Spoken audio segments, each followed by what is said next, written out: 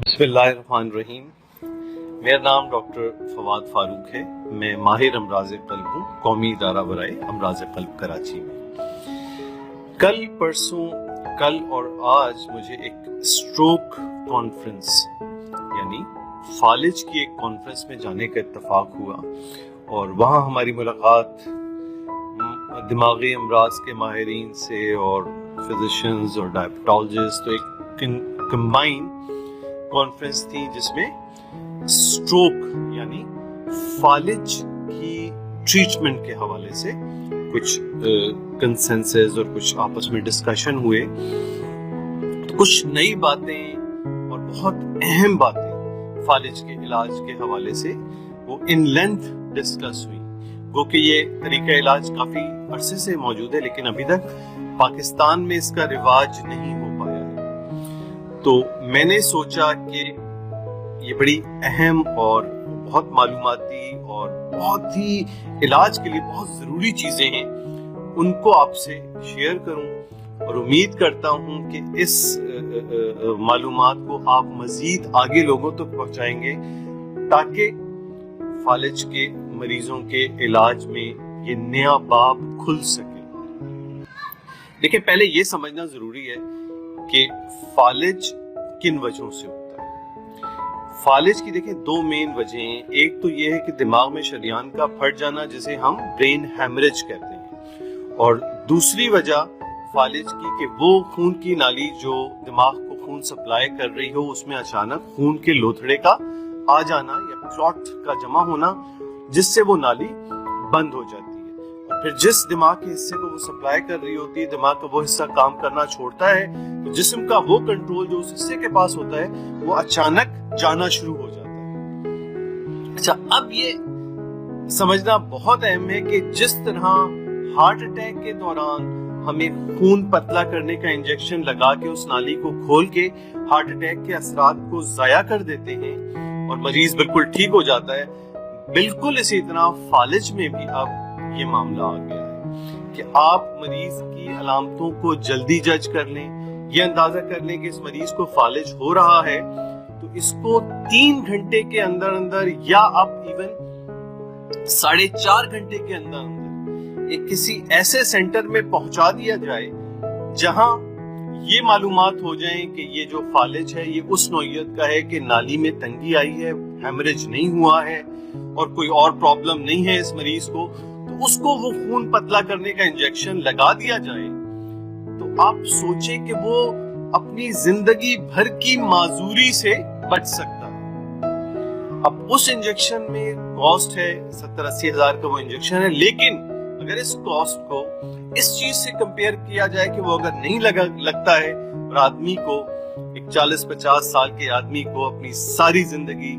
بستر پہ گزارنی پڑے یا دوسروں کی محتاجی میں گزارنی پڑے، تو وہ کاسٹ اس سے کہیں کم ہے۔ اب پرابلم یہ آتا ہے کہ اس بات کا اندازہ کرنا کہ یہ فالج کی علامتیں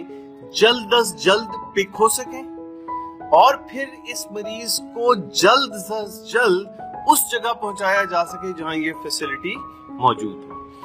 اب کراچی جیسے شہر میں جہاں کسی بھی مریض کے لیے کسی بڑے اسپتال آدھے پون گھنٹے سے زیادہ نہیں ہے پہنچنا، فالج کا یہ علاج ابھی تک رواج نہیں پا سکا۔ وجہ یہی ہے کہ فالج کا مریض اپنی علامتیں صحیح جج نہیں کر پاتا، جج کرنے کے بعد وہ بجائے اس کے کہ وہ ماہرین فالج یا دماغی امراض کے یا ایک جنرل ہسپتال میں جائے، وہ عموماً سوچتا ہے کہ مجھے کوئی دل کا مسئلہ ہے، وہ دل کے اسپتال چلا جاتا ہے۔ ایمرجنسی ڈاکٹر بھی کوئی بھی کریٹیکل ایمرجنسی کو دیکھتے ہیں تو فوراً دل کے اسپتال بھیج دیتے ہیں۔ اب اس لحاظ سے عام آدمی سے لے کے پریلیمری ڈاکٹر، نرسز، پیرامیڈیسن، سب کو سمجھنا ہوگا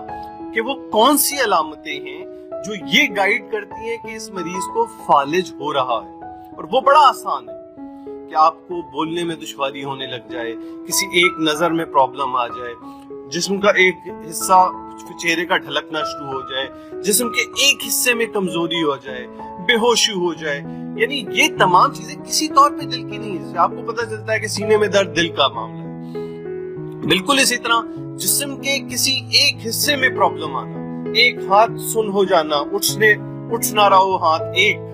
जिस्म का आधा हिस्सा प्रॉब्लम कर रहा है, बोलने में प्रॉब्लम हो रही है, आंखों में नजर में मसाइल आ रहे हैं, और इस तरह की सारी चीजें जो बड़ी आसानी से एक प्रिलिमिनरी डॉक्टर जज कर सकता है कि भाई ये मामला फालिज वाली तरफ जा रहा है। तो अब और उस तरफ फिर ये भी जरूरी है कि हमारे दिमागी अमराज के माहिरीन को वो सेंटर कायम करने चाहिए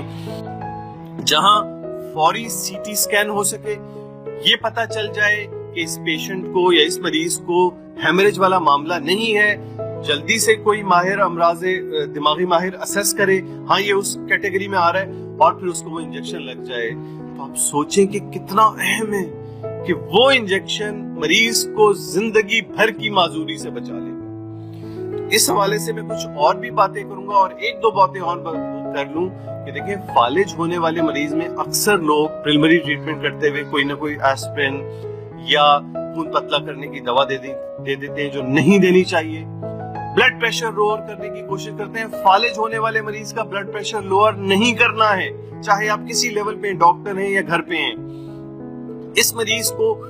फौरन एक ऐसी जगह जाना चाहिए जहां वो फैसिलिटी मौजूद है, जहां वो खून पतला करने का इंजेक्शन लग के इसकी फालिज या जिंदगी भर की माजूरी से इसको बचाया जा सके। तो बराए मेहरबानी हमें इस पे बहुत काम करने की जरूरत है,